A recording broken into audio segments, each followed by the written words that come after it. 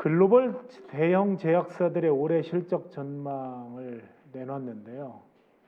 백신 제약회사들은 올해 자사 제품 매출 감소를 예상했다고 합니다. 20% 초중반대에서 많게는 과반의 매출 하락이 점쳐지고 있다고 합니다. 글로벌 대형 제약사들이 올해 코로나19 종식을 예상한 것 아니냐 이런 해석부터 내년에는 일상 복귀가 가능하다 이런 희망적인 분석까지 나오고 있습니다.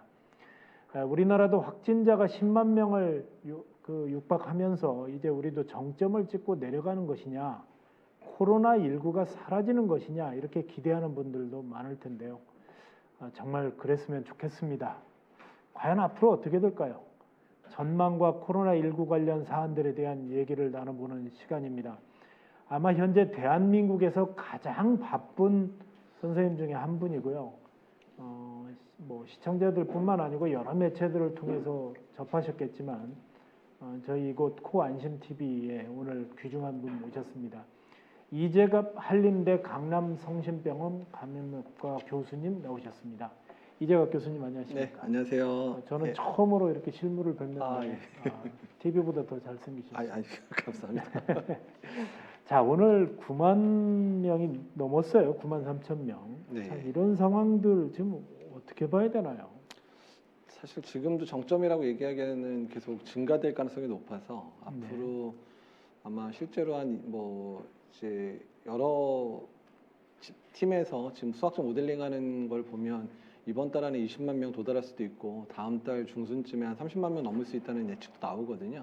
네. 근데 사실 예측이라는 게 지금의 상황이 그대로 유지된다라고 하는 부분을 가정한 건데, 근데 지금 만약에 거리두기를 정부 차원에서 좀 얘기가 나오는데 아직 결정은 안 됐지만 만약에 완화를 한다든지 하게 되면 더 확진자 규모가 커질 수도 있는 상황이라 정점을 논하기도 지금은 이제 어려운 시기가 된 게 아닌가 생각을 좀 하고 있습니다. 네. 네. 개괄적으로 지금이 정점이 아니다. 이거보다 더 커질 수밖에 없는 상황이다. 이렇게 개괄적으로 말씀을 해주셨는데 네. 조금 하나하나 세부적으로 좀 네. 얘기를 좀 나눠보도록 하겠습니다.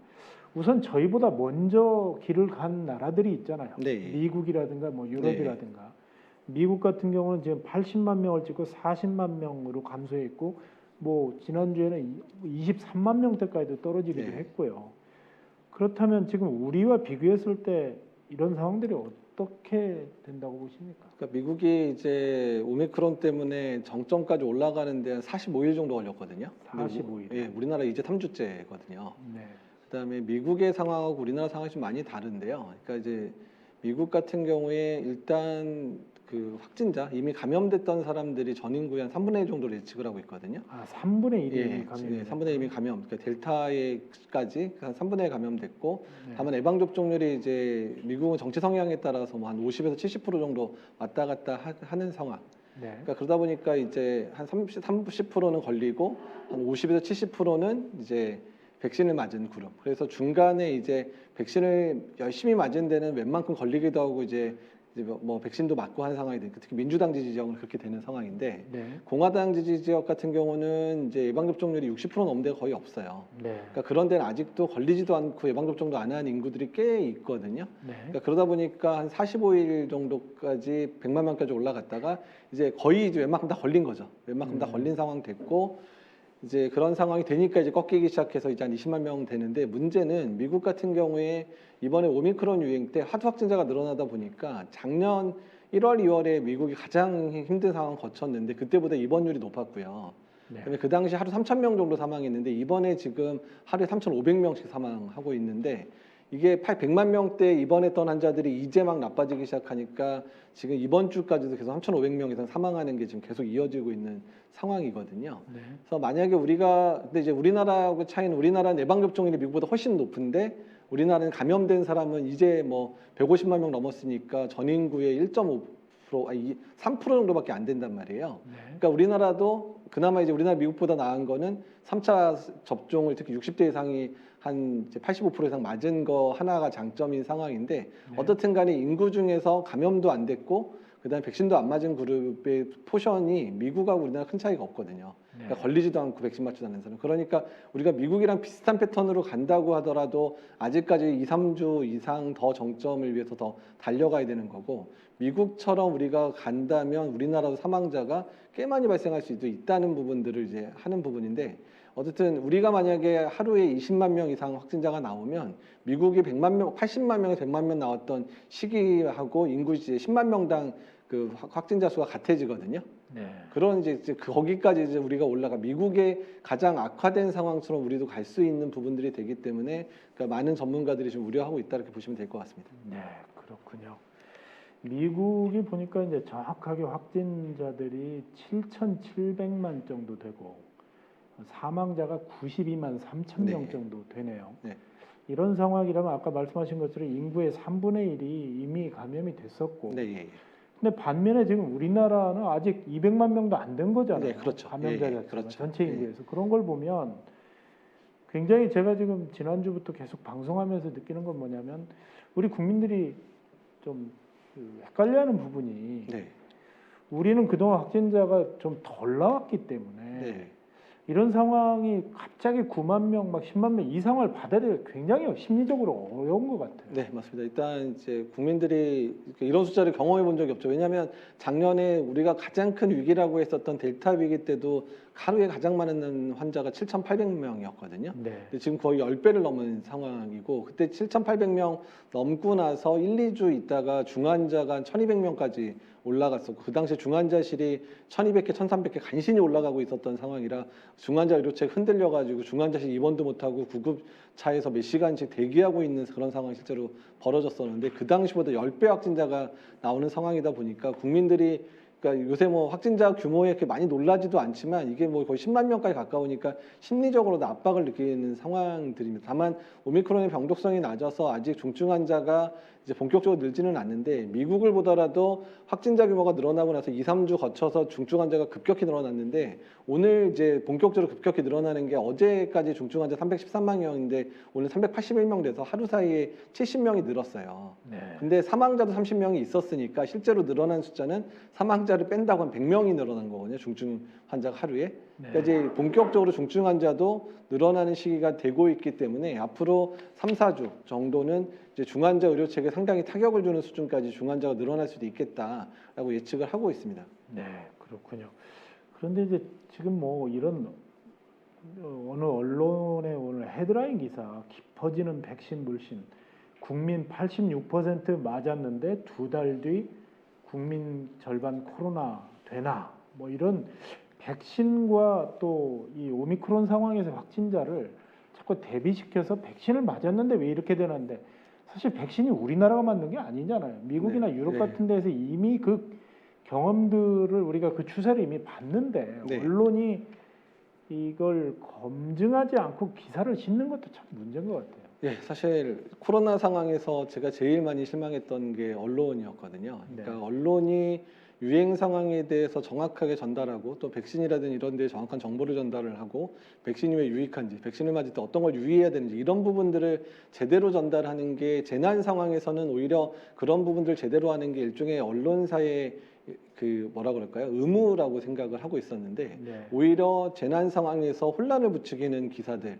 뭐 백신을 이제 좀 불신하게 만드는 그런 기사들을 언론이 오히려 조장하고, 그런 것들로 인해서 이제 일종의 클릭질이라 그러죠. 일종의 이제 어뷰징, 언론에 대한 어뷰징을 이제 시키는 부분들이 너무 많이 나타난 부분 때문에 실제로 재난에 대한 국민들의 인식들, 또한 백신에 대한 국민들의 인식들을 상당히 나쁘게 만드는 데 큰 영향을 끼쳤거든요. 그러니까 적어도 이제 대부분의 이제 뭐 선진국들도 비슷한 일들이 많긴 많았지만, 기본적으로 선진국에 있는 그런 이제 기성을 보통 뭐라고 표현하죠? 그러니까 메이저 언론이라든지 일반적인 언론들의 방침들은 백신 접종이 유익하다라는 관점 하에서 그 중에서 일부 문제가 있는 부분들, 일부 보완해야 되는 부분들을 이렇게 제시하는 수준의 기사가 나온다면, 우리나라는 아예 백신을 맞을 필요가 있냐, 뭐 백신이 필요한 거냐라는 그런 황당한 정도의 그런 기사를 많이 내고 있어서 상당히 걱정이 되고요.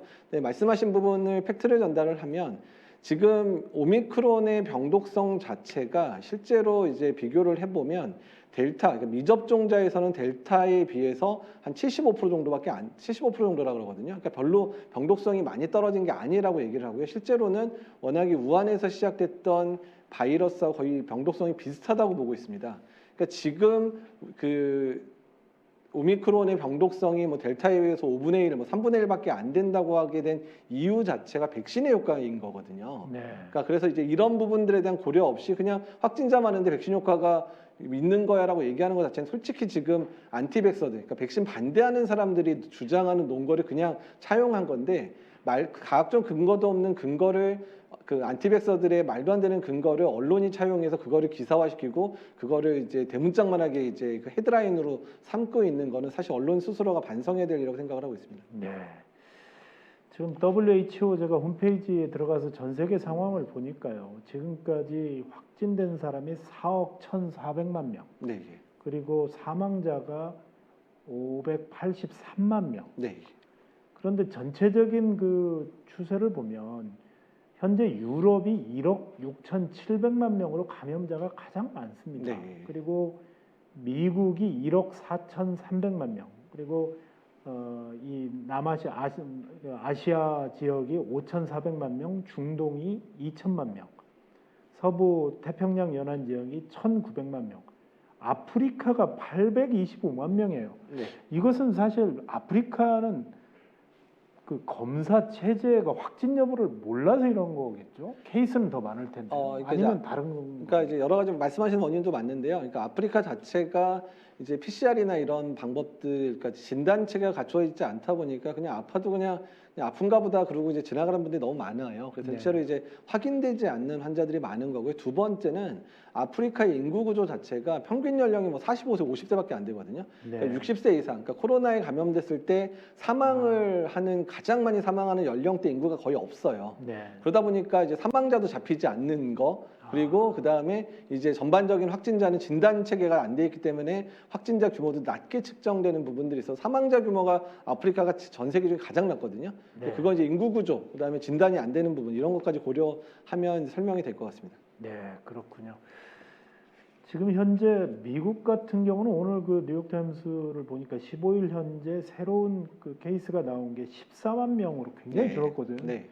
지난 14일의 평균보다 마이너스 67% 줄었다는 거죠. 네. 이것은 뭐냐면 조금 전에 이재갑 그 교수님께서 말씀해주신 것처럼 오미크론이 어느 정도의 정점을 찍으면 분명히 내려가는데 네. 지금 우리나라 같은 경우는 현재 이제 막 올라가는 추세인데 뭐 20만 명 막 이렇게까지도 갈 수 있다는 건데 이런 상황 속에서 지금 우리가 그 검사 체계가 바뀌었잖아요. 네. 신속 항원 검사로 자가진단 키트로 네. 바뀌면서 여전히 감염자들이 계속 돌아다닐 수밖에 없는 구조에서 이것은 불가피한 상황 아니겠어요 앞으로? 네, 이러한 맞습니다. 상황은. 예. 어떻게 보세요? 그러니까 사실 이제 미국이 신속항원이나 자가검사 키트를 활용하기 시작한 게 PCR 검사가 이제 그 전체 확진자들 검사를 하는데 이제 부족하기 시작했는데 미국은 이미 2020년에 4월, 5월에 유행 커졌을 때부터 어쩔 수 없이 PCR을 못 돌리니까 그때부터 신속항원 검사 막 긴급 승인해가지고 뭐 사실 제대로 확인도 안 된 검사도 막 풀어가지고 어쩔 수 없이 검사를 했었고 미국은 그냥 미국이 지금 하루 돌릴 수 있는 PCR이 한 140만 회 정도 되거든요. 네. 근데 하루에 80만 명 이렇게 확진이 되니까 이제 미국 확진자의 거의 대부분 신속항원 검사 양성도 그냥 확인을 그냥 그 확진자의 규모에 넣고 막 그랬었어요 한동안. 네. 근데 우리나라는 이제 미국보다 인구가 6분의 1밖에 안 되는데 PCR을 한 하루에 80만 회 이상을 돌렸거든요. 네. 그러니까 이제 엄청난 그러니까 인구 대비로는 엄청난 숫자를 돌렸는데 다만 지금의 확진자 규모 대비로 생각하면 이제 PCR만으로 진단을 못 하다 보니까 신속항원 검사나 자가 이제 진단 키트를 쓸 수밖에 없는데 문제는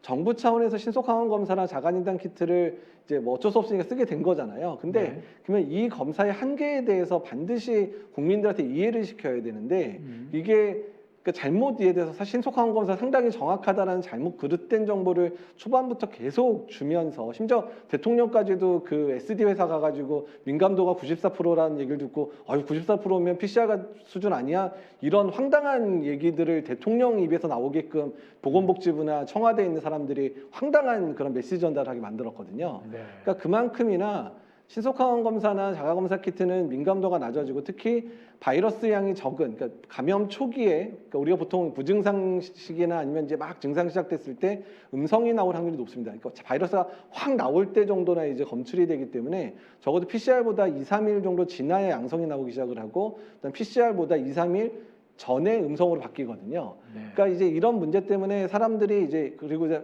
검사를 할 때 이제 내가 신속항원 검사의 음성이라 그래도 나는 안전하다고 생각하면 안 되는데 정부가 그런 차원으로 자꾸 얘기를 하다 보니까 신속항원 검사 음성이면 뭐 회사도 나가고 신속항원 검사 음성이 증상이 있음에도 불구하고 음성이면 여러 사람 만나다가 그때 증상이 계속되니까 그때 PCR에서 양성돼서 이미 2, 3일 동안 더 많은 사람들한테 전파를 시키는 상황들이 실제로 벌어지고 있는 상황이거든요. 그래서 네.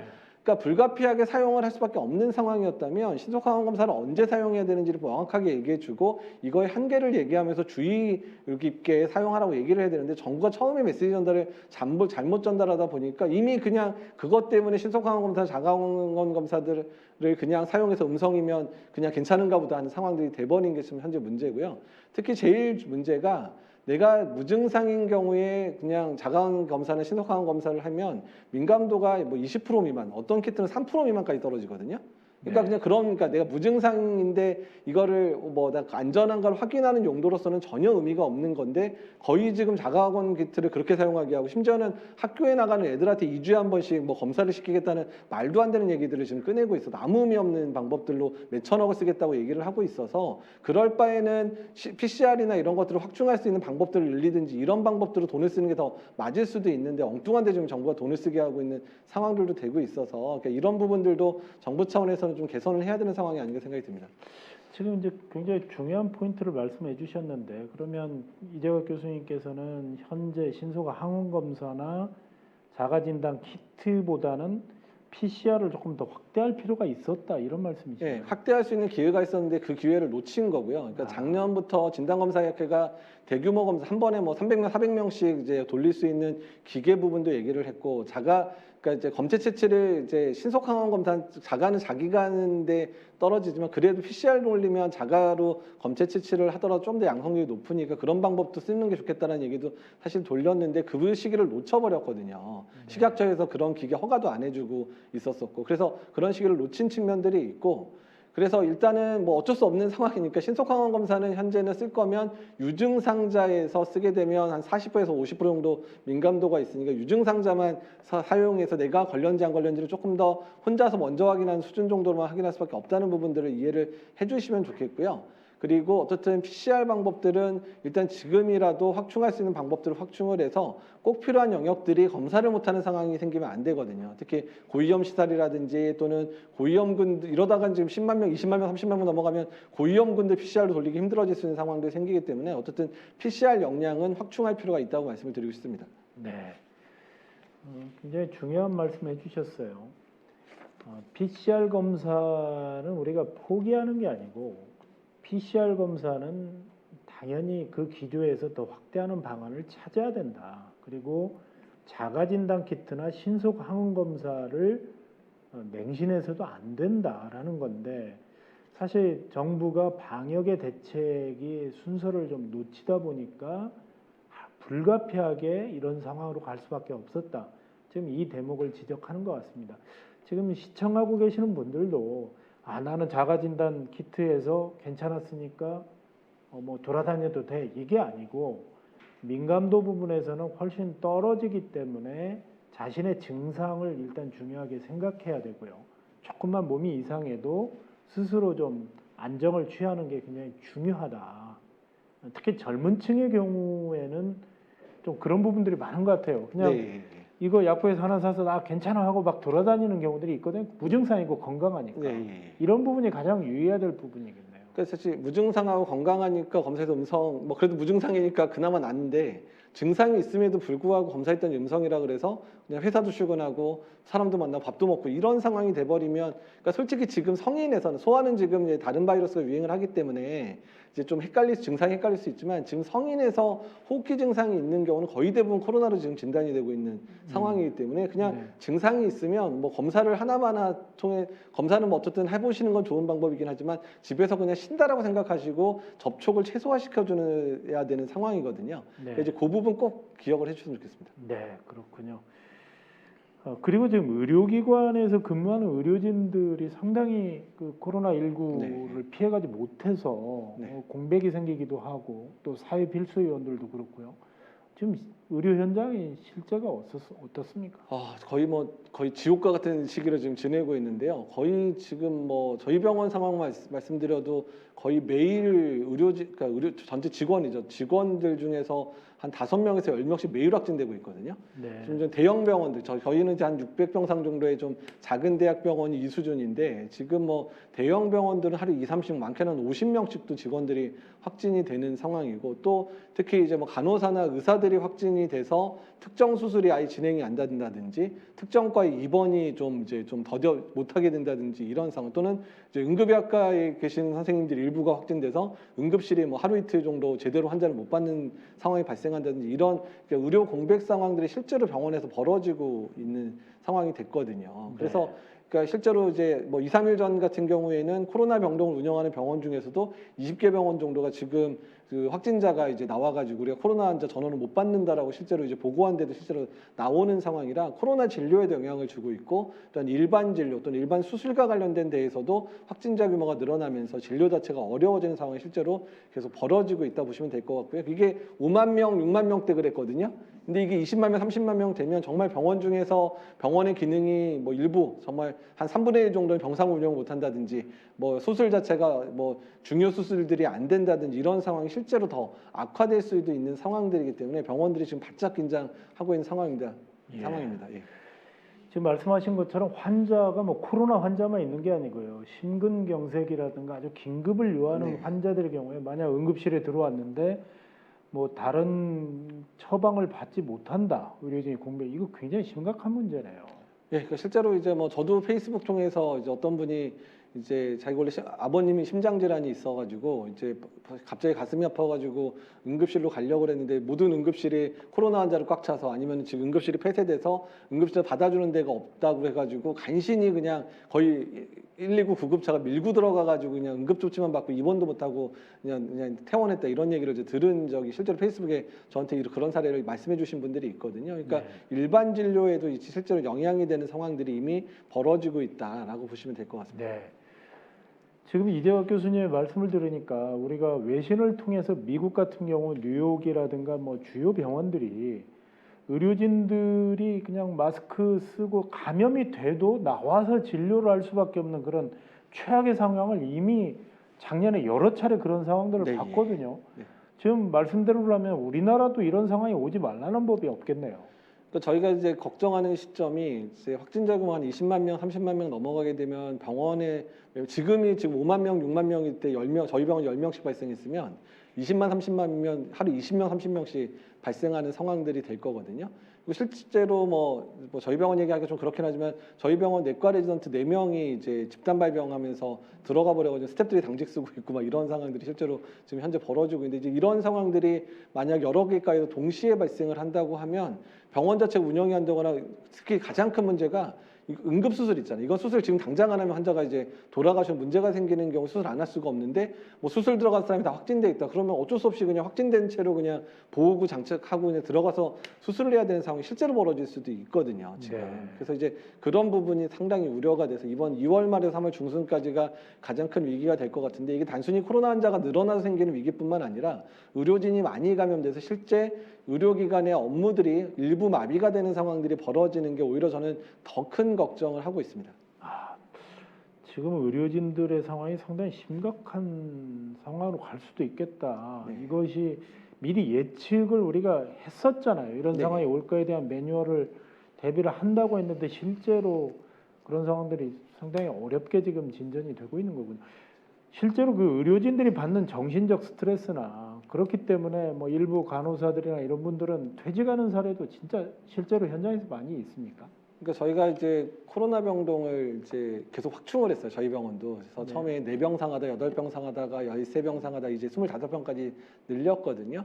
근데 이제 25병상 늘릴 때 저희 병원에 있는 간호사들만으로는 이제 충원이 안 돼서 그래서 어쩔 수 없이 지금 중수본에서 일부 파견받아서 업무를 돌리고 있는 상황이고, 특히 중환자실 간호사들이 주로 이제 코로나 대응 업무에 들어오고 있는데, 중환자실 간호사가 1년에 3분의 1씩 간둬요. 예, 근데 이제 이게 평상시도 많이 간두긴 했는데 코로나가 시작된 이후에 코로나 병동에 계속 들어가야 되고 나와야 되고 또 그런 위험도 감수해야 되고 심리적으로도 압박받고, 특히 뭐 환자들이나 이런 분들이 가끔 또 험악하게 보시는 분들이 가끔 있잖아요. 이제 그런 네. 스트레스 때문에 중간중간에 정말 이 간호사 너무 일 잘하는 데는 간호사들이 지금 코로나 시작할 때 얼굴 봤던 간호사 중에 거의 대부분은 좀 얼굴 못 보고 있거든요, 지금.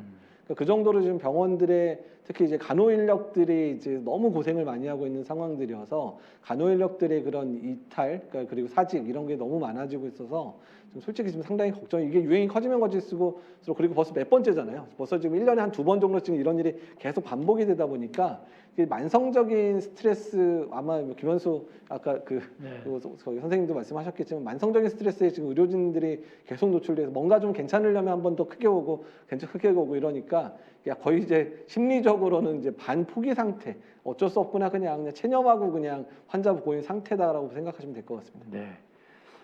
미국 같은 경우도 외신에서 보니까 순회 의료진, 그러니까 순회 간호사, 네. 거기에는 이렇게 돌아가면서 다니는 그런 간호사들이나 네. 의료진이 있는 것 같아요. 그런데 실제 월급의 3배를 주겠다고 하는데도 구인난이랍니다. 굉장히 스트레스 지수도 높지만 예산을 책정해도 일할 의료 인력이 없다는 거죠. 번아웃이 된 거죠, 그분들이. 네. 근데 이런 상황들이 지금 우리나라도 계속 지속되고 있고, 사실 우리나라의 의료 수준 체계는 뭐 어느 나라를 가더라도 최고의 양질의 의료 서비스를 받고 있는 거거든요.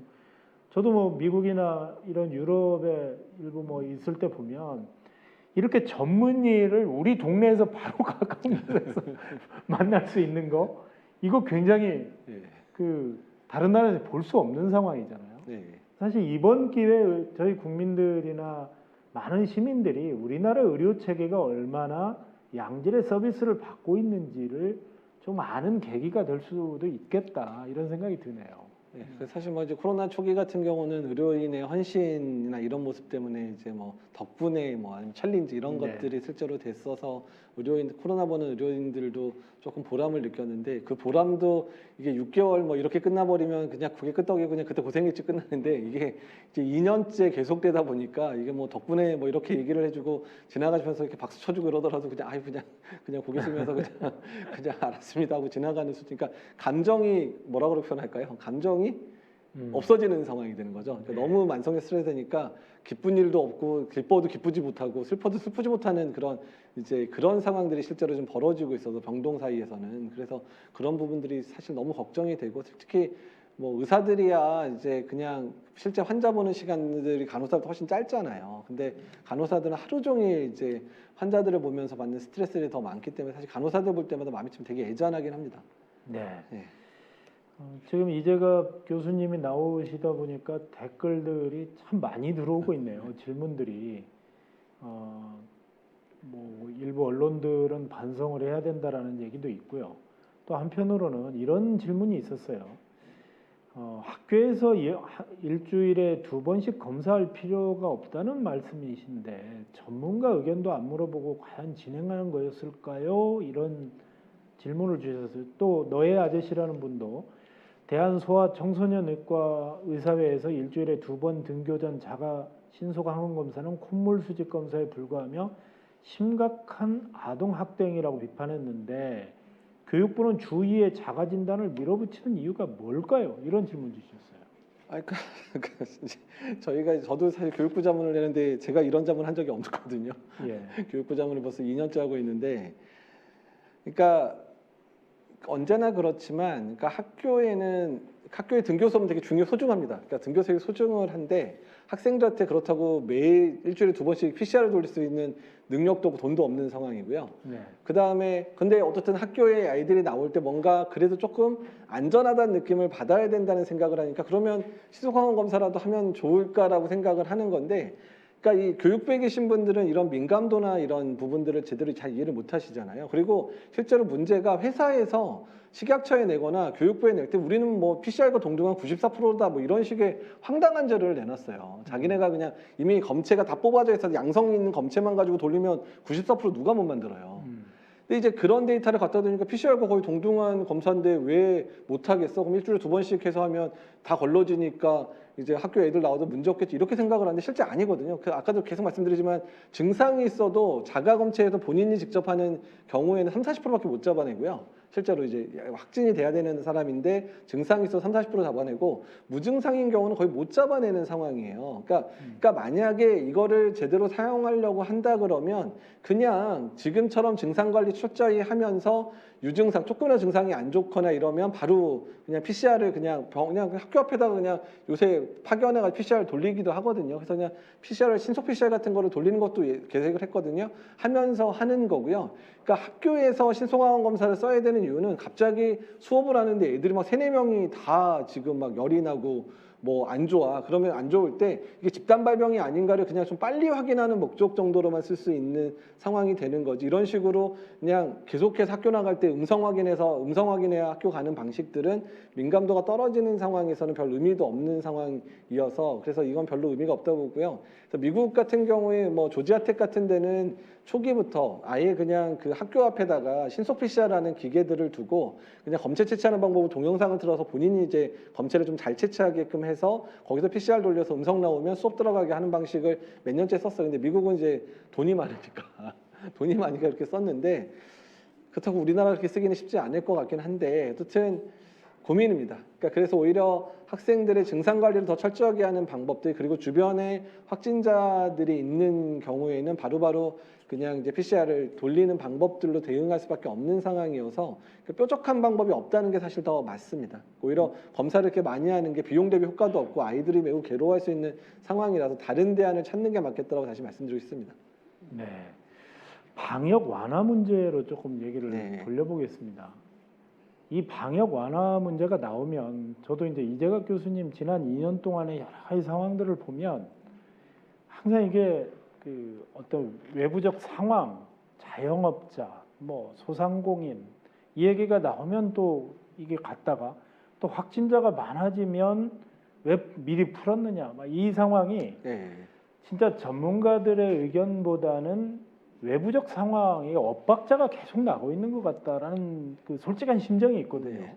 물론 정부 입장에서도 경제를 살려야 되는 부분들 또 소상공인들의 그 외침의 목소리를 또 외면할 수 없는 부분이 있는데 이런 엇박자들은 우리가 어떻게 좀 조정해야 될까요? 일단 제가 핵심적으로 먼저 질문하는 것은 지금 현재 방역 완화 메시지는 시기상조다 아니면 적절하다 어떻게 볼 수 있습니까? 일단 시기상조라고 보고요. 아예 지금 말을 꺼내면 안 되는 시기에 잘못 이제 메시지를 전달을 해서 이제 지금 빼지도 못하는 상황을 스스로 만들고 있어서 정부가 왜 그러냐면 그러니까 영국 같은 경우에 확진자 규모가 한 20만 명대 오미크론 때문에 늘어날 때 그 당시만 하더라도 방역 완화한다는 얘기는 없었어요. 근데 20만 명 찍고 정점이 딱 넘어서기 시작하면서 20만 명 됐을 때 중환자가 많이 늘지 않고 사망자가 사실 델타 때보다 2배 늘어서 250명씩 사망을 했거든요. 네. 영국이 20만 명 넘을 때. 그럼에도 불구하고 입원율이 델타 때에 비해서 그러니까 작년 겨울이죠. 작년 1, 2월에 가장 나빴을 때에 비해서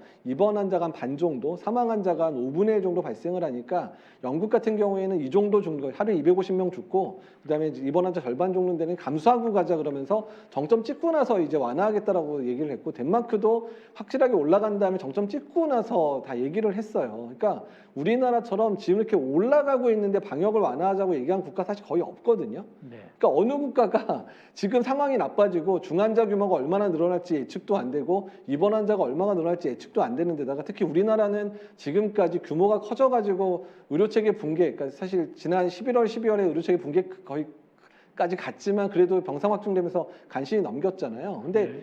미국이나 이런 데처럼 3-4번 이상 아주 많은 규모, 뭐 40만 명에서 100만 명 사이의 규모를 2-3번 이상 겪은 국가들마저도 일단은 정점 찍고 난 다음에 완화를 시작했는데 우리나라는 아직까지 솔직히 말씀드리면 뭐 10만 명 이렇게 넘어본 적 한 번도 없잖아요. 근데 처음 겪는 상황에서 이미 뭐 방역을 완화하겠다고 얘기를 꺼내는 거는 지금 자멸하겠다는 얘기밖에 안 되는 상황들이거든요. 근데 다만 정부 입장에서도 소상공인 자영업자들이 너무 고통스러워하는 부분들은 이제 당연히 감당을 해야 되는데 그러면 사실 그분들한테 충분한 보상, 특히 우리나라는 2년 동안 다른 국가보다는 훨씬 더 재정을 많이 좀 아껴놓던 측면이 있으니까 지금 거의 최악의 상황을 처음 겪는 상황이라고 생각이 된다면 이번에 좀 강력하게 지원을 하면서 좀 이번에 같이 좀 이겨내가지고 자 우리 고통은 같이 분담하는데 소상공인 자영업자의 고통은 이번에 확실하게 보상한다 이렇게 가도 쉽지 않은 상황인데 그 보상할 생각은 안 하고 보상을 할 수 없으니까 그냥 완화하겠다라고 얘기하는데 소상공인들도 일부는 뭐 풀어달라고 얘기를 하시지만 일부는 아니 풀어주는데 10시까지 풀 거면 풀어봐야 뭔 의미가 있냐. 그럴 바에는 지금보다 더 동일하게 하든지 강화하고 오히려 그냥 보상을 확실하게 하는 게 우리 입장에 날 수도 있다라고 얘기하시는 소상공인 분들 사실 있거든요. 그래서 사실 그러니까 저는 좀 너무 황당합니다. 그러니까 유행이 악화되고 있고 어떻게 악화될지도 모르는 상황에서 방역을 완화하겠다는 얘기는 그냥 불 붙고 있는데 기름 붓는 거랑 똑같은 상황이 될 수 있다는 부분들을 이미 알고 있으면서 왜 그러시는지 잘 모르겠어요. 네. 이재갑 교수님의 얘기를 잠깐 정리하면 이미 선진국들은 정점이 지나서 최악의 상황을 우리보다 많이 겪었습니다. 실제로 우리가 방역을 그동안 잘한 건 사실이고요. 그 말에 대해서는 이의 없는 거죠. 현재까지는.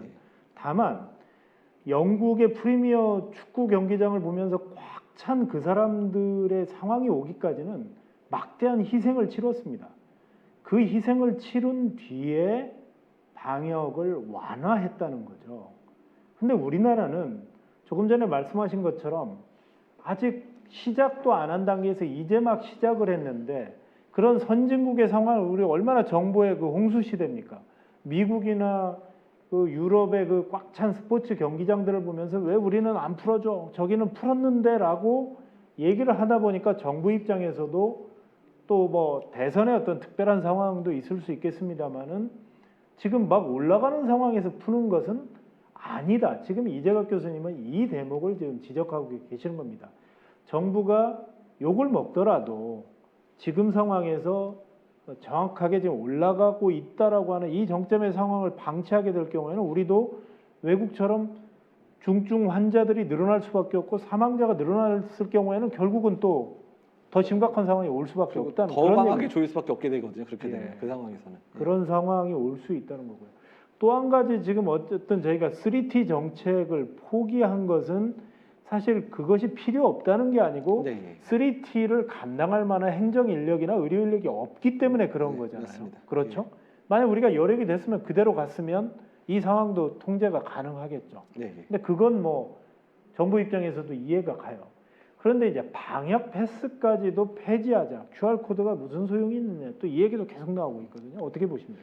그러니까 일단 QR 코드하고 방역 패스가 원래 다른 건데 지금 QR 코드 찍을 때 방역 패스까지 지금 그게 데이터가 뭉쳐져 가지고 한 번에 찍다 보니까 좀 많이 헷갈리시는 것 같은데 QR 코드는 내가 거기를 갔는지 안 갔는지에 대한 이제 그 기록을 남기는 거고요. 방역 패스 내가 예방 접종했는지 안 했는지를 그 업장 주인한테 알려주는 게 되는 건데 두 개가 지금 병합돼 있잖아요.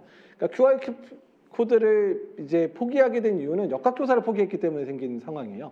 그러니까 불가피하게 역학조사를 예전에는 다 하고 역학조사에서 QR코드 다 확인하고 그 사람의 신용카드 정보도 확인하고 이래서 어디 갔는지 확인하고 누구 만났는지를 다 확인한 역학조사를 하던 시절엔 당연히 필요했는데 지금은 셀프 역학조사하고 있잖아요. 다 내가 어디 갔었고요. 누가 어디서 누구 만났고 그러면 본인이 그 이름 적어준 사람한테 보건소가 그러면 네가 그 맞는 거 같으냐 그 사람들 네가 통보해서 검사시켜. 지금 이런 식으로 역학조사가 이루어지고 있거든요.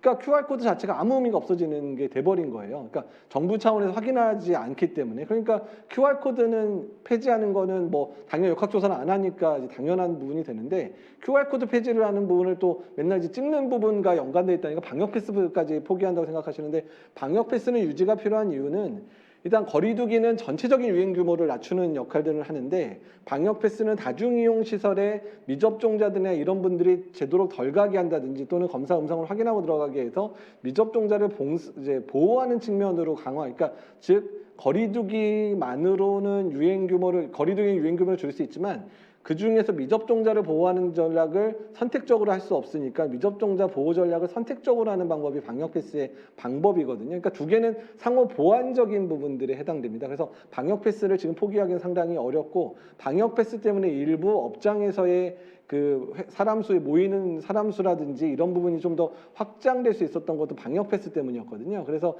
일단은 두 가지 사회적 거리두기, 즉 뭐 시간이나 사람 수 제한하고 방역 패스는 같이 맞물려서 갈 수밖에 없다. 그다음에 QR 코드는 이미 용도가 이제 끝나서 이미 이제 폐기가 되는 상황이다라고 생각하시면 될 것 같습니다. 네. 정부 입장에서는 여론의 추이를 신경 쓸 수밖에 없는 건 충분히 이해가 갑니다. 한편으로는 우리나라 일부 언론들의 경우에는 지나치게 말하자면 이런 상황들을 팩트를 전하기보다는 그때그때 상황에 따라서 논리적으로 가는 경우들이 참 많았어요. 정부가 이렇게 가면 또 이렇게 얘기하고. 그러니까 정부가 어떤 방향성을 정했을 때 사실 그 부분을 어느 정도는 인정해주고 갔어야 되는데 또 여론에서 이렇게 얘기하면 정부도 그것을 의식하지 않을 수밖에 없는 네. 민주주의 사회는 뭐 불가피한 조치라고 볼 수 있겠지만은요. 그런 상황들 속에서 지금 엇박자가 나고 있는 건 참 대단히 안타까운 일이다. 조금 전에 그 이재박 교수님도 말씀하신 것처럼 저희 지금 시청자 댓글에 충분한 보상을 해주면 자영업자들이 저렇게 난리치겠냐. 또 뭐 자영업자들 데모하고 있는데 또 대선 때문인 것 같다. 선거 얼마 안 남았잖아요. 그러면서 뭐 그런 부분들에 대한 정치적인 어떤 이유를 또 이렇게 조금 쓰시는 분들도 계신데 너무 또 지나치게 그쪽으로 가는 건 아니고요. 전문가들의 분명히 이 정부에도 포진에 있기 때문에 우리가 좀 냉정하고 냉철하게 분석할 필요는 있겠다. 특히 대선 후보들 양자 모두 지금 어쨌든 소상공인들에게 돈을 풀어서라도 이 방역 패스를 유지하자고 하는데 또 이 재정을 담당하고 있는 관료주의라고 할까요? 그곳에서는 또 여전히 인정을 안 하거든요. 자기들의 어떤 마지막 결과에 대한 책임성이 논할 수 있기 때문에. 그래서 우리가 과거에 IMF도 오지 않았습니까? IMF 직전까지도 그런 상황이 올 수 있다는 실무자들의 의견, 과장의 의견이 묵살됨으로써 사실 나중에 IMF가 왔던 조그마한 구멍이 뚝을 무너뜨릴 수 있는 상황이 올 수 있다는 거죠. 이런 상황들은 대단히 좀 안타깝다. 이런 생각이 드네요. 참 이재혁 교수님 지금 그 아까 질문이 들어왔는데요. 미국에서 검진 신속 PCR 얘기를 지금 질문하신 것 같아요. 그런 신속 PCR은 뭔가요? 이게 어떤 방법이 있는 건가? 이런 질문 주셨어요. 그러니까 이제 신속 PCR은 뭐냐면 그러니까 신속 PCR의 방법이 여러 가지가 있긴 있는데요. 그러니까 일단 이제 가장 좀 우리가 신뢰를 할 수 있는 PCR은 이제 의료 체계 안에서는 진익스퍼트라 그래서 아예 이 키트 안에서 농축이 이루어지면서 그런 점차적인 시간을 단축시킨 게 있어서 키트 안에다가 그냥 검체를 넣고 흔들어가지고 집어넣으면 1시간 안에 결과가 나오는 PCR인데 그게 지금까지 가장 정확하게 나온 방법입니다. 그래서 미국에서 개발이 돼서 나오고 우리나라가 비슷한 걸 개발했는데 미국보다는 아직은 조금 민감도가 좀 떨어지는 거긴 한데 어떤 그런 게 있고요. 그 다음에 아니면 기존 PCR의 단계 중에 일부러 생략해가지고 시간을 줄인 PCR이 있습니다. 그래서 1시간 내로 줄인 거 있는데 이제 이거는 이제 민감도가 좀 떨어지는 측면들이 있어서 이제 그 권장을 하지는 않거든요. 근데 지금 아까 말씀드린 미국에서 나온 그 지닉스퍼트에서 개발한 PCR은 너무 전 세계적인 수요가 많이 필요하다 보니까 시약이 부족해가지고 지금 거의 응급실 같은 데서 1시간 이내에 응급수술 들어가야 되는 환자에서 확인하는 용도로만 현재 아주 제한적으로 쓰고 있습니다. 그거를 일반적으로 쓰기가 상당히 어렵고 국내 회사 일부가 조금 개발을 하고 있기는 한데 아직은 지금 미국 수준까지 못 따라가고 있는 문제들이 조금 있어서 어쨌든 국내 회사들도 지금 분발하고 노력은 하고 있으니까 좀 그렇게 나온다 그러면 좀 대규모로 생산할 수 있고 대규모 검사가 가능해지면 뭐 학교 같은 데나 이런 데서 사용하기는 상당히 좀 유익할 수 있거든요. 근데 다만 비용이 좀 비싸기는 하지만 어쨌든 그런 부분들은 좀 고려를 그러니까 좀 우리나라 내에서 대량 생산할 수 있는 체계가 만들어지면 좋겠다는 생각을 하고 있습니다. 네. 중국 같은 경우는 도시 전체를 봉쇄해서 어떤 아파트의 주민들을 전체 넣어서 하는 그런 방식도 하잖아요. 예, 그 이제 풀링법이라고 해서 우리나라로 쓰고 있기는 한데요. 그러니까 중국처럼 확진자 규모가 작은 국가는 그냥 뭐 5명, 10명씩 이렇게 묶어가지고 한 번에 PCR을 돌리면 이제 시약도 아끼는 분은 아니라 시간도 아낄 수 있잖아요. 그래서 네. 뭐 5개 돌려서 한 명이 그러니까 양성이 나오면 그 5개를 다시 돌려서 누가 하는지 확인하는 방식을 쓰는데, 문제는 이 플링법 같은 경우는 이제 유병률이 올라가서 환자들이 만약에 많아지기 시작하면 5개 넣는데 5개 중에 10개가 다양성 나오면은 이미 10번 돌리고 50명 또 돌려야 되는 상황이 발생해야 되니까 이제 네. 확진자 규모가 늘어나면 플링법을 못 쓰게 되거든요. 근데 지금 우리나라의 지금 확진자 규모에서는 플링법을 못 씁니다. 그래서 실제로 플링법까지 썼을 때는 한 85만 건에서 100만 건 정도 가능했었는데, 현재 플링법들을 현재 일반적인 선별지로에서 못 쓰기 시작하니까 검사 수가 좀 더 줄었습니다. 그래서 지금 50만 건에서 60만 건밖에 못 돌리는 상황이 된 게 플링법을 일부 이제 못 쓰기 시작해서 된 거다라고 보시면 될 것 같고요. 중국처럼 확진자가 정말 가끔 한두 명 나오는 데는 플링법을 쓰게 되면 훨씬 더 시간도 절약하고 많은 사람을 검사할 수도 있습니다. 네. 저는 가끔 궁금한 게 지금 중국이 올림픽 이후에 네. 지금까지 이렇게 통제하면서 왔던 이 방역 정책을 계속 유지할 수 있을까? 이런 궁금증이 들더라고요. 그러니까 어쨌든 델타까지는 어쨌든 막았거든요. 그러니까 외국에서 오는 거 차단하고 한 번 발생하면 뭐 도시 전체 1,000만 명씩도 뭐 PCR 돌려가면서 네. 뭐 이제 쥐잡듯이 잡아내는 방식으로 해결을 하긴 했었는데, 오미크론 때도 가능할지 솔직히 잘 모르겠습니다. 특히 네. 이번에 이제 올림픽 때문에 좀 그러니까 많이 와서 걸리기도 했잖아요. 오미크론. 그래서 네. 그게 이제 확산되기 시작했을 때 중국이 막아낼 수 있을까? 근데 중국은 사실 마음만 먹으면 아예 집 밖에 못 나오게 전국을 다 그렇게도 할 수 있는 국가이기 때문에 그러니까 뭐 그 인구가 많고 영역이 많다 보니까 한쪽이 조금 문 닫고 좀 경제적으로 힘들어도 다른 쪽에 다 보충이 다 되나 봐요. 그래서 중국이면 중국처럼 이런 중앙 집권적인 아주 강력한 그 공산주의 국가면 오미크론도 어떻게 막을 수 있으려나? 근데 다만 경제적인 피해가 계속되기 때문에 그런 이제 시민들의 동요나 이런 부분들은 상당해질 거라 생각해서 중국도 아주 오래는 못 갈 거다라는 생각은. 근데 가장 걱정은 중국이 만약에 오미크론 때문에 확산되기 시작하면 우리나라 더 황당한 상황이 벌어질 거거든요. 정말 뭐 몇 천만 명씩 하루에 나올 수 있는 그런 국가가 될 수 있어서 중국 입장에서는 상당히 좀 긴장하고 있을 거라 생각을 하고 있습니다. 네. 이 대목에서 바로 우리 윗동네 북한도 참 북한이 더한 국가죠. 예. 지금 한 2년 넘었는데 정말 깜깜 소식이잖아요. 네. 확진자가 어느 정도 규모가 되는지 전혀 파악이 안 되는 겁니까? 북한 같은 경우. 그러니까 북한은 진짜 그러니까 초반에는 조금 몰랐을 때는 일부 확진자가 나왔던 것 같은데, 거기에 완전히 중국보다 더하게 막아버려가지고 다 차단해서 일단 끝낸 것 같고요. 현재는 아예 못 들어오게 하고 있어요. 심지어 그 중국에서 오는 수입 물량까지도 혹시 거기에 바이러스 보도 들어올까봐 막다가 그거 지난달에 처음으로 허락을 했거든요. 네. 북한이. 그래서 일단 지금은 그 내부에서는 유행하는 것 같지 않고 가끔 그냥 한두 명 외국 갔다 온 사람 들어오면 거의 한 달 이상 격리시키는 것 같더라고요. 네. 그런 사람 한두 명씩 이제 걸리는 수준 말고는 실제로 걸리는 것 같지는 않은데, 북한이 더 문제는 중국은 자국산 백신으로 95% 넘게 예방접종까지 했는데 북한은 진짜 통계상 한 명도 접종 안 한 걸로 나오거든요. 네. 그러니까 정말 북한이 경제가 너무 힘들어서 조금씩 오픈을 하려고 그러면 연착륙시키는 게 정말 힘들어질 수 있어서 북한이 이제 어쩔 수 없이 이제 문을 열겠다 그러면 정말 전 세계 각국이 백신부터 시작해서 이제 치료 시설 이런 것까지 정말 확충을 하지 않으면 정말 북한 큰일 날 수도 있습니다. 네, 그렇군요. 네. 자, 이제 한 10여 분 남았는데요. 셀프 재택 치료 또 뭐 재택 관리하는 분들이 실제로 지금 겪는 어려움들 이런 부분들에 대해서는 좀 어떤 소식들을 듣고 계시나요? 어떻게 또 잘 집에서 관리를 해야 될까요?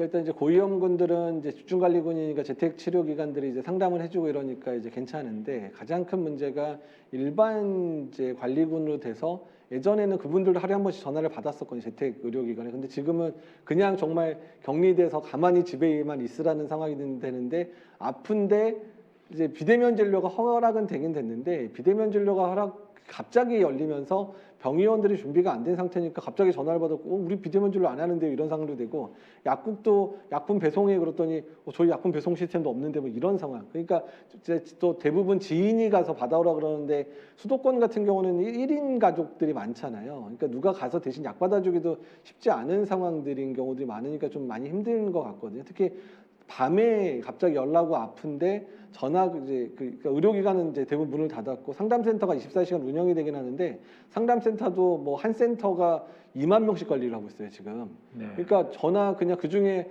한 200명만 밤에 전화를 해도 그냥 이 센터가 그냥 마비가 되는 상황이 실제로 벌어져서 계속 통화 중인 상황들이 실제로 벌어지고 있거든요. 그래서 일단은 이 그 재택 관리죠. 이제 재택 치료는 고위험군이나 되는 거고 재택 관리 부분들이 너무 급하게 시행되면서 시행착오를 너무 많이 겪고 있는 상황이고 정비가 제대로 안 된 상황에서 돼서 이제 확진된 젊은 분들이 너무 고생하고 있는데요. 이 부분도 빨리 좀 보완이 돼서 또 빨리 이제 그 시스템을 완비를 해서 일단은 자기가 아프거나 처방 약이 없거나 이럴 경우에 바로바로 약을 좀 받을 수 있는 시스템들을 만드는 게 정말 중요할 것 같습니다. 네. 이 대목에서 한 가지 궁금해지는 게 방역 정책을 완화하기 위한 최소한의 그 조건이라면 어떤 게 있을까요? 이 정도까지는 돼야 좀 완화할 수 있다. 그러니까 일단 이제 정점을 찍어서 유행 규모가 감소를 시작하는 시점이고요. 첫 번째. 두 네. 번째는 그 당시에 중환자 의료 체계가 크게 문제가 없어야 되는 시점. 그래서 확진자 규모 저희가 이제 2,600개 정도 중환자 병상 갔는데 정말 한 70% 이상 안 차고 이제 됐다. 그러면 이제 조금씩 가라앉을 수 있거든요. 그러니까 정점을 찍고 2, 3주까지는 중환자는 늘거든요. 그러니까 적어도 정점을 찍었을 때 중환자실이 적어도 60% 이상 안 차 있어야지 그 2, 3주까지 더 버틸 수가 있는 상황이 실제로 되거든요. 그러니까 그 시점이 돼서 이제 꺾이기 시작을 하면 그때쯤에 차근차근 완화를 할 수 있고요. 완화를 할 수 있는 시점이 되는 게 예전에는 완화하기가 쉽지 않았던 게 그때도 이제 미접종자라든지 이런 분들이 상당히 이제 많이 남아 있기 때문에 그랬는데 이때는 조금 오미크론 때문에 완화를 할 수 있는 거는 그만큼 많이 걸릴 거기 때문에 미접종자 이런 분들도 충분히 걸릴 수밖에 없는 상황이 돼서 국내에 예방접종한 사람, 감염된 사람 숫자가 이제 많아지다 보니까 정말 미접종으로 남아있는 미접종에 안 걸린 사람 남는 숫자가 어느 정도 적어지다 보니까 걸리더라도 중증으로 진행하는 사람이 상당히 줄어들 수 있는 상황이 오미크론의 큰 유행 이후에 생길 수도 있거든요. 그러니까 그럴 때가 되면 점진적으로 이제 완화를 해서 이제 중환자 의료 체계가 감당 가능한 수준 안에서 계속 점진적으로 2, 3개월에 거쳐서 천천히 거리두기를 완화할 수 있는 상황이 되지 않을까 예상을 하고 있습니다. 네. 현재 3차 접종률이 전 국민의 58.3%예요. 그리고 노바백스가 이제 네. 이번 주부터 시작이 됐는데 14,400명.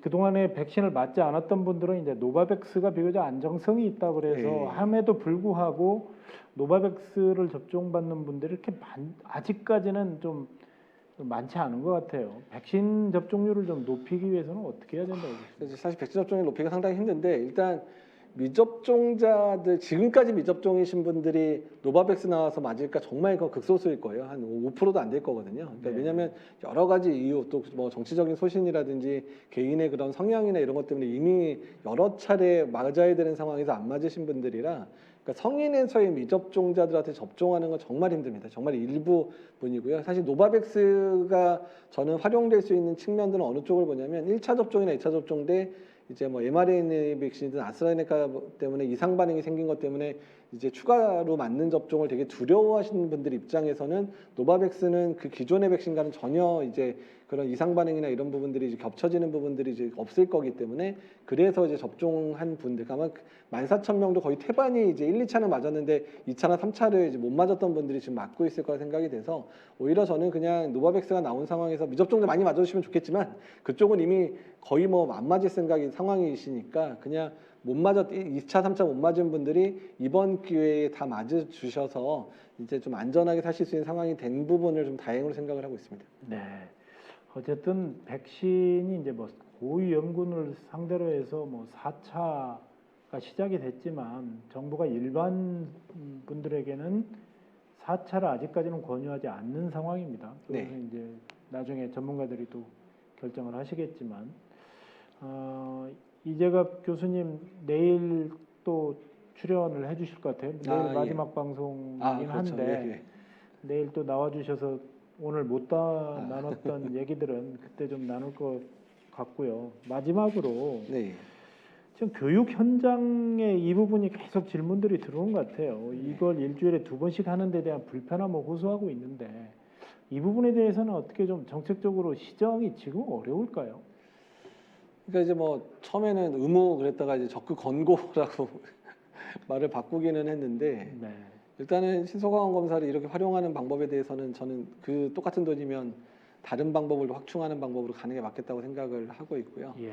어쨌든 이제 교육부 차원에서 이제 뭐 여기저기 다 타진해봤는데 안 됐으니까 이제 마지막 방법을 선택한 것 같아서 좀 교육부도 좀 불쌍하다는 생각이 좀 들기는 드는데 일단은 좀 다른 방법들을 특히 유증상 관리를 철저히 하는 방식으로 가는 거나 신속항원 검사를 2번 하는 거는 큰 차이 없어질 가능성이 높거든요. 네. 그래서 유증상자 관리를 철저히 하는 방식으로 가고 그다음에 아이들이 이제 미접종자들이 많기 때문에 가족 중에 확진이 돼 있는 경우는 이제 뭐 자가격리가 될 상황인데 어쨌든 이제 접종을 마쳤다고 하도 가족 중에 그러니까 가족 중에 확진자가 나왔을 경우는 그 증상 관리 철저히 해야 되거든요. 돌파 감염 사례들 때문에 유행이 되는 경우 그래서 이제 유증상 관리를 철저히 하는 방식으로 갈 수밖에 없다라는 부분이고요. 네. 유연해야 됩니다. 그러니까 등교 수업 중요하고 등교 수업 저도 당연히 등교 수업 찬성을 하고 강조는 하는데 만약에 확진자 규모가 너무 커지거나 또는 특히 학교 내에서의 그런 뭐 이제 선생님들이 많이 감염됐다든지 또는 학생들이 너무 감염돼서 그러니까 이제 자가격리 상태의 아이들이 많아지게 되면 그냥 능동적으로 일시적으로 온라인 수업 했다가 또 빨리 푸는 방식. 그러니까 한 번 풀면 또 막 2주씩 가고 이런 게 아니라 그냥 한 3, 4일 정도 했다가 안정되면 바로바로 이제 아이들 다시 모아서 수업하고 이런 식으로 매우 능동적으로 수업을 진행할 수밖에 없는 상황이 3, 4월에 벌어질 거여서 학교장 재량 또 교사들 재량에 의해서 좀 능동적으로 움직이셔야 되지 않을까 생각을 합니다. 네. 정치자들의 질문은 내일 좀 못다한 부분은 네. 좀 답변을 듣도록 하겠습니다. 오늘 그 이재갑 한림대 강남성심병원 감염내과 교수님 출연해 주셔서 감사합니다. 네, 감사합니다. 예.